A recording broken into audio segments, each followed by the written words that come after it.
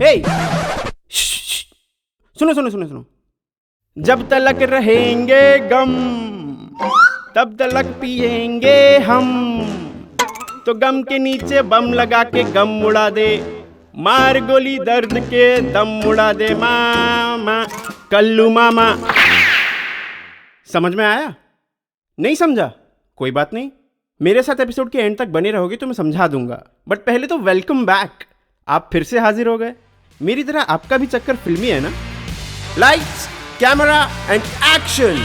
M&M Spotlight presents चक्कर फिल्मी है।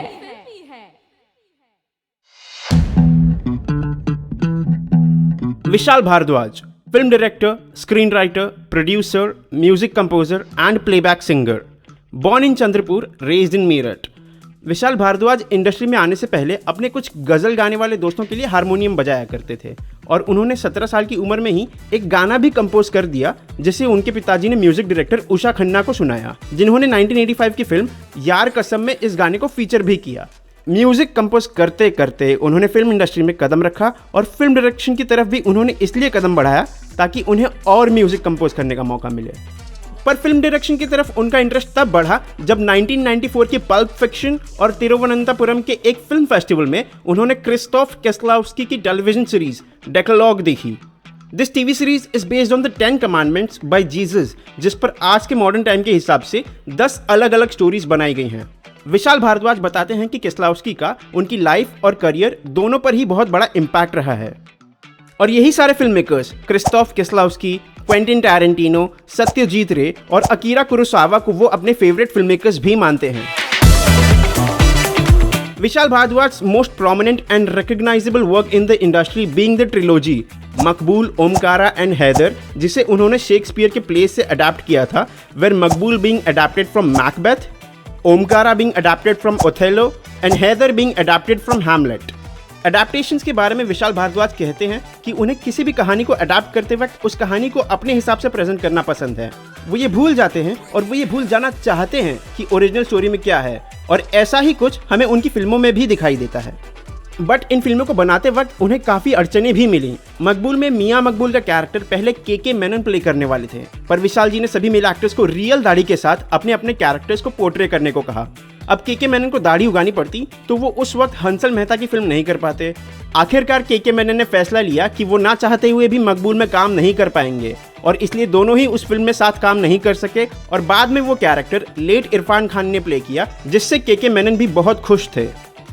मकबूल की स्क्रिप्ट फाइनल होते ही विशाल भारद्वाज ने नसीर साहब को अप्रोच किया और स्क्रिप्ट भेजकर उन्होंने नसीर साहब को अपना कैरेक्टर चूज करने के लिए कहा। अब पहले तो नसीर साहब ने जहांगीर खान का कैरेक्टर प्ले करने की मांग रखी, पर शूट से 3-4 महीने पहले उन्होंने इस कैरेक्टर को करने से मना कर दिया।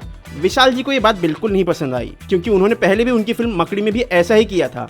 पर नसीर साहब ने उन्हें समझाया कि उन्होंने पहले ही बहुत सी फिल्मों में एक डॉन का कैरेक्टर प्ले कर लिया है और इसलिए उस कैरेक्टर में कुछ नया नहीं है। फिर उन्होंने फिल्म के 2 विचेस पंडित और पुरोहित के लिए अपनी और ओमपुरी साहब की मांग रखी, क्योंकि उनके हिसाब से ये विचेस का कैरेक्टर अगर कोई 2 नए एक्टर्स प्ले करें तो वो इंपॉर्टेंट कैरेक्टर्स अननोटिस्ड रह जाएंगे। पर नसीर साहब ने सिर्फ मकबूल में ही नहीं बल्कि ओमकारा में भी कुछ ऐसा ही किया था। फिल्म बनने से पहले ही नसीर साहब ने विशाल जी को कह दिया कि उन्हें शेक्सपियर का प्ले ओथेलो पसंद नहीं है और वो शेक्सपियर के सबसे कमजोर कामों में से एक है। बट आगे चलकर नसीर साहब ने जब ओमकारा की स्क्रिप्ट पढ़ी तो उन्हें वो स्क्रिप्ट बहुत पसंद आई और उन्होंने उस फिल्म में काम भी किया। इरफान खान के साथ भी उनका कई सालों तक एक रूखापन बना रहा, पर फिल्म 7 खून माफ में सालों बाद उन्होंने एक साथ काम किया। पर इन सबसे ज़रूरी बात, शेक्सपियर के प्लेस को अडैप्ट करने का आइडिया विशाल भारद्वाज को आया कैसे? गुलजार साहब की 1982 की फिल्म अंगूर को देखने के बाद विशाल भारद्वाज की शेक्सपियर की कहानियों को लेकर इंटरेस्ट बढ़ा, क्योंकि वो फिल्म विलियम शेक्सपियर के play the comedy of error से इंस्पायर्ड थी और यही वजह है कि उन्हें शेक्सपियर के प्लेस पर फिल्में बनाना पसंद है। जिन एक्टर्स के साथ विशाल जी रेगुलरली काम करते हैं उनके बारे में वो ये बताते हैं कि एक अच्छे एक्टर की खास बात यह है कि वो अपने कैरेक्टर पर काफ़ी ज़्यादा काम करता है। मेरे नरेशन दिए जाने के बाद और कैरेक्टर समझाने के बाद अगर कोई एक्टर कहानी के दायरे में रहकर कैरेक्टर के इम्पैक्ट लेवल को 70 से 170% तक ले जाए तो ये कैरेक्टर खुलकर सामने आता है। और मुझे इरफान साहब, पंकज कपूर और नसीर साहब की यही खूबी सबसे ज़्यादा पसंद आती है, जो मुझे ज़्यादातर एक्टर्स में देखने नहीं मिलती। विशाल भारद्वाज की फिल्मों में फीमेल कैरेक्टर्स काफी प्रोमिनेंट, डोमिनेटिंग और इंटेंस दिखाए जाते हैं। अपनी फिल्मों में ऐसे फीमेल इंडिपेंडेंट कैरेक्टर्स के बारे में बात करते हुए विशाल जी बताते हैं कि वो अंदर से एक फेमिनिस्ट हैं और असल जिंदगी में औरतों के खिलाफ अगर कुछ भी गलत होता है तो उन्हें उसके खिलाफ आवाज उठाने का मन करता है। इसलिए वो अपनी फिल्मों के जरिए इस चीज को पोर्ट्रे करते हैं और फीमेल कैरेक्टर्स को इतना डोमिनेटिंग रखते हैं। इसके अलावा विशाल भारद्वाज अपने स्क्रिप्ट को फिल्मिंग खत्म होने तक मॉडिफाई करते रहते हैं और एक्टर्स की स्पेसिफिक इमेज से हटकर उन्हें चैलेंजिंग कैरेक्टर्स में ढालने के लिए भी जाने जाते हैं।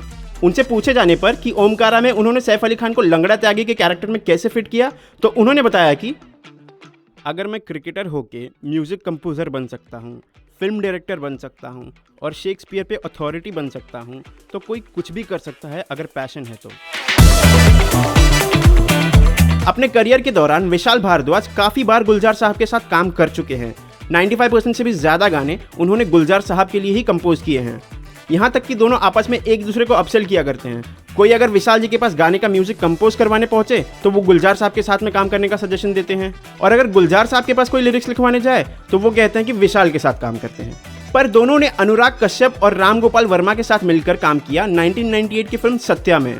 While directing the movie Satya, Ram Gopal Verma को लगा कि उनकी फिल्म में बहुत ज़्यादा ब्रुटैलिटी और वायलेंस है और अपनी फिल्म को थोड़ा सा लाइटन अप करने के लिए वो पहुंचे विशाल जी के पास to soften it up with his melodies.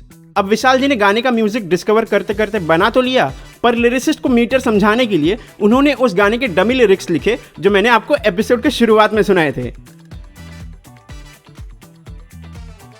ये सुनते ही अनुराग कश्यप और राम गोपाल वर्मा को बड़ा मजा आया कि यार क्या बात है, गम के नीचे बम लगा के गम उड़ा दे।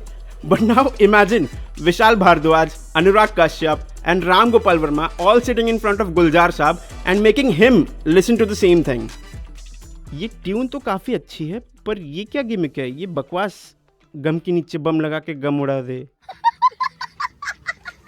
सर ये तो सिर्फ डमी वर्जन है। ठीक है, मैं इसे लिखता हूँ फिर। अब गुलजार साहब ने जो गाना लिख कर दिया वो किसी को ठीक नहीं लगा। एक बार फिर से गाना लिखा गया, दूसरी बार भी लिखा गया, पर अब गुलजार साहब से तीसरी बार भी गाना लिखवाया जाए ये कहने की किसी में भी हिम्मत नहीं थी।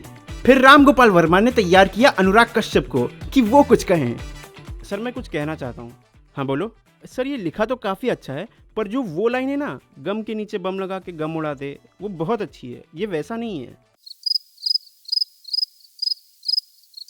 बेटे पहले गम सही से तो बोलना सीखो।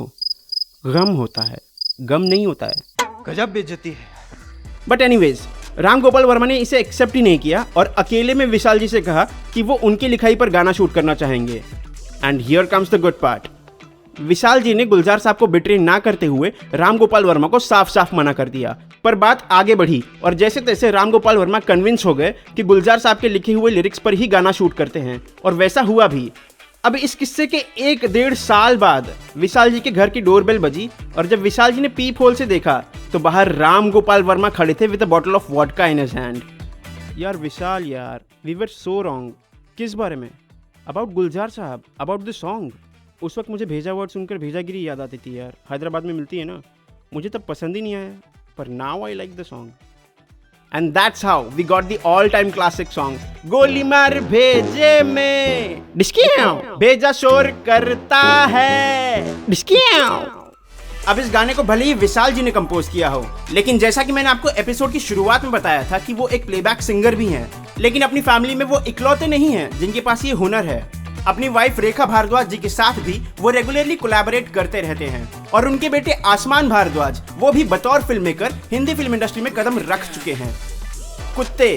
क्या बोला तूने? अरे नहीं, विशाल जी के बेटे आसमान भारद्वाज जी की पहली फिल्म का नाम है ये। अगर बाप कमीने बना सकता है तो बेटा तो कुत्ते बना ही सकता है। अब जिस तरह राम गोपाल वर्मा को वो गाना आखिरकार पसंद आ ही गया, उम्मीद है मेरा ये एपिसोड भी आपको पसंद आया ही होगा। फिलहाल आज के लिए इतना ही। Subscribe to M&M Spotlight and stay tuned for more fun and info about cinema. See you soon.